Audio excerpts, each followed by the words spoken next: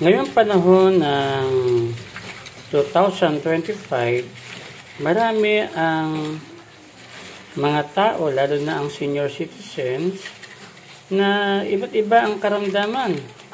Katulad ng pagkakaroon na mataas na blood sugar o yung tinatawag natin diabetes.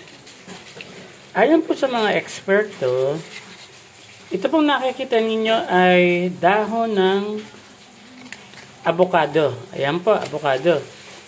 So, itong avocado leaves ay ginagawa nating tea o cha. Ito po ay maraming panggamot ayon sa mga eksperto. Katulad na lamang ng pampalakas ng immune system. Mabuti rin po ito sa mga sa kidney, pampalakas ng kidney, upang mahadagan natin ang mga kidney stone. Maganda rin po ito sa puso, lalo na yung mga panlaban sa stroke. At syempre may antioxidant. Napakadami pong benepisyo nito. I-research lang po ninyo sa Google at ang Google nang sasagot nito. Ang mga benepisyo ng avocado leaves.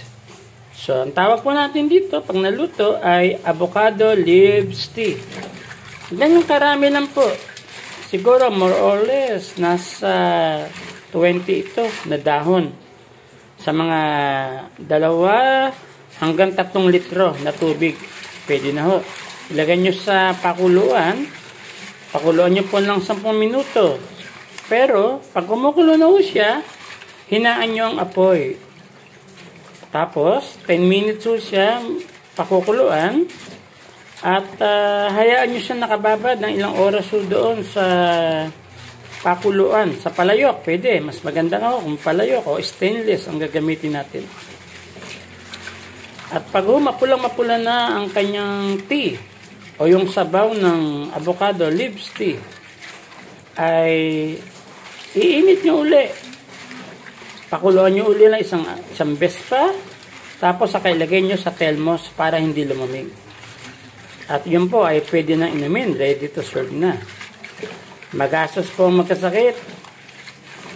Mas maganda na yun, wala tayong sakit. Sabi nga, prevention is better than cure. So, mahirap po, lalo na yung mga heart attack na yan. At ang diabetes, nakakatakot. Yan po ay maraming komplikasyon. So, wala na pong masama. Ito ay susubukan ninyo. Ang mga eksperto ang nagsasabi niyan. Ayon sa aking pagsasaliksik. I-research lang po ninyo yan sa Google at makikita ninyo ang benepisyo ng avocado leaves tea. Pero kung kayo po ay may mga maintenance na, iwasan po natin basta uminom. Siyempre, kailangan magpakonsulta rin kayo sa inyong mga doktor.